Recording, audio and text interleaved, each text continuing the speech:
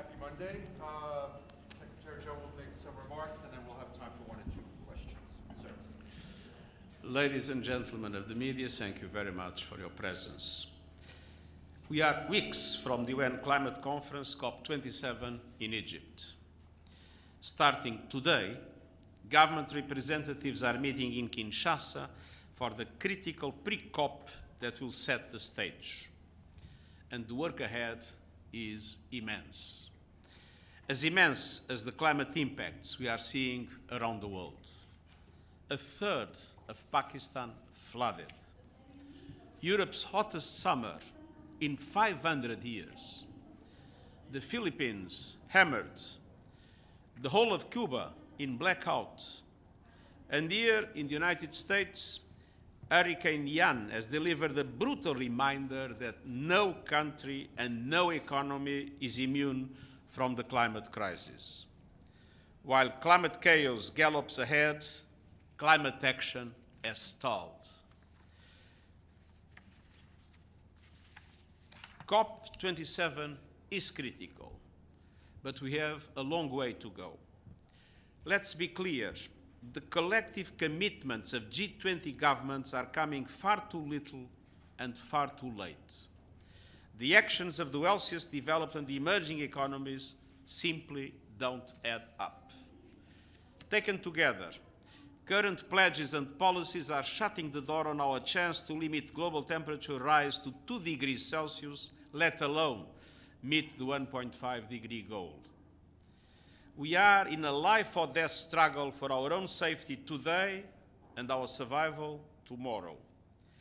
And there is no time for pointing fingers or twiddling thumbs. It is time for a game-changing, quantum-level compromise between developed and emerging economies. The world cannot wait. Emissions are at an all-time high and rising. And meanwhile, the war in Ukraine is putting climate action on the back burner while our planet itself is burning.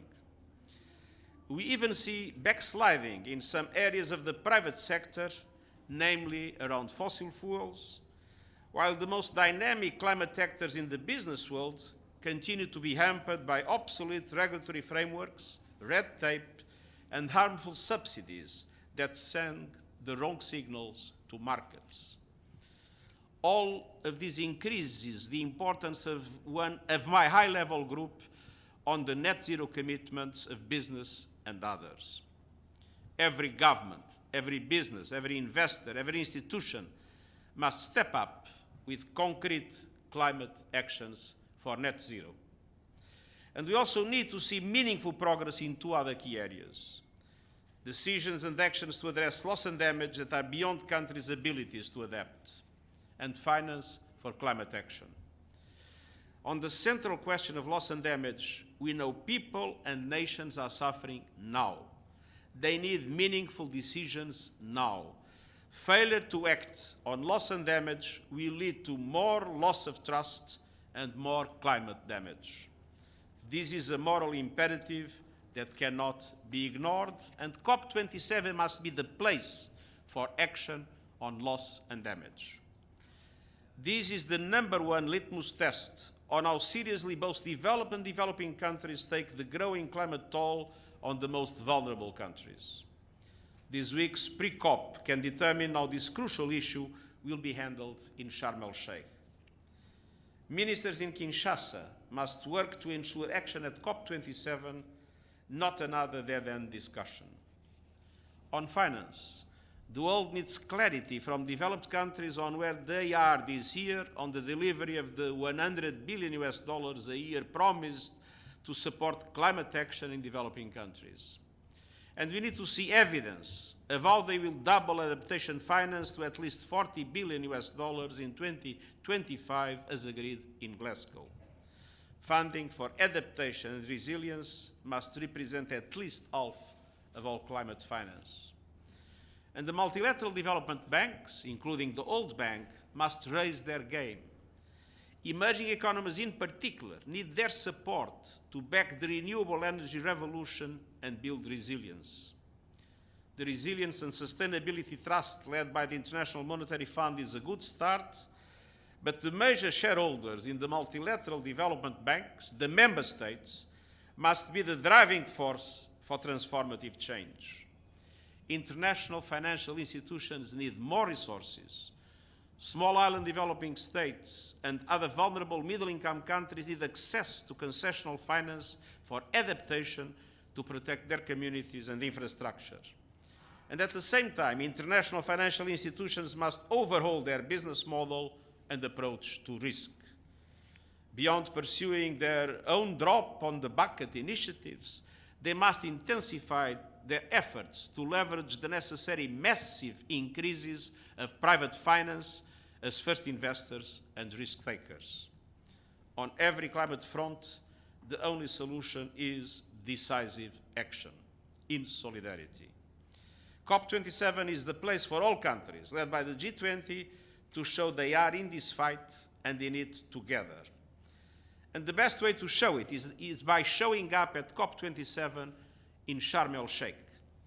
I'm urging leaders at the highest level to take full part in COP27 and tell the world what climate action they will take nationally and globally. Leaders of the world can demonstrate through their presence and active participation that climate action truly is the top global priority that it must be. Thank you.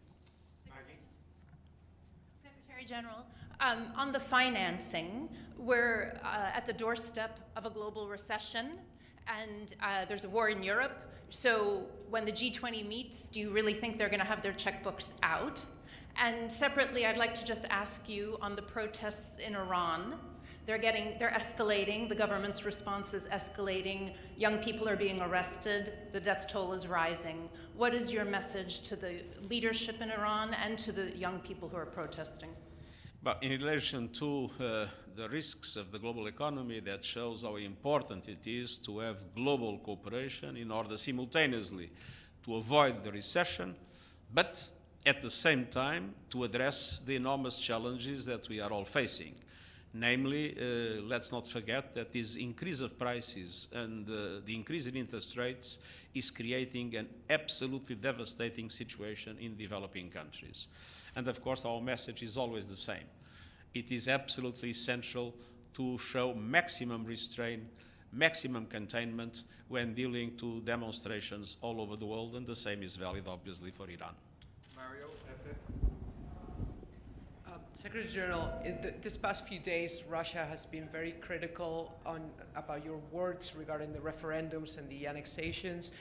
They've been saying that you've been partial and that you've gone beyond your mandate. What would you like to respond to this? Well, all my life I've been fighting for freedom of expression, and I think freedom of expression also applies to the Russian Federation. Thank you very much. Thank you. Thank you very much.